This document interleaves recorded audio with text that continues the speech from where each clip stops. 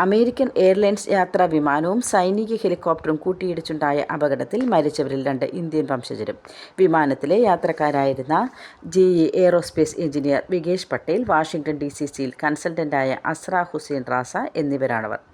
ബുധനാഴ്ച വാഷിംഗ്ടണിലെ Ronald Reagan national എയർപോർട്ടിൽ ലാൻഡ് ചെയ്യാൻ ശ്രമിക്കുന്നതിനിടെ യാത്രാവിമാനം ആകാശത്ത് ഹെലികോപ്റ്ററുമായി കൂട്ടിയിടിച്ച് കത്തി പൊട്ടോമാക് നദിയിൽ പതിക്കുകയായിരുന്നു. വിമാനത്തിലെ 60 യാത്രക്കാരും 4 ജീവനക്കാരും ഹെലികോപ്റ്ററിലെ 3 സൈനികരും മരിച്ചു. ഗ്രേറ്റർ സിൻസിനാറ്റിയിൽ നിന്നുള്ള പട്ടേൽ ഒരു പതിറ്റാണ്ടിലേറെയായി GE എയ്റോസ്പേസിൽ ഉദ്യോഗസ്ഥനാണ്. ഒരു പ്രൊജക്റ്റുമായി ബന്ധപ്പെട്ട് വിജിതയിലെ ആശുപത്രിയിൽ പോയി മടങ്ങുമ്പോഴാണ് അസ്ര 26 അപകടത്തിൽപ്പെട്ടത്. അപകടമുണ്ടാകുന്നതിന് 20 മിനിറ്റ് മുമ്പ് വിമാനം ലാൻഡ് ചെയ്യാൻ പോവുകയാണെന്ന് അസ്ര ഭർത്താവ് ഹുസൈൻ റാസയ്ക്ക് സന്ദേശം അയച്ചിരുന്നു.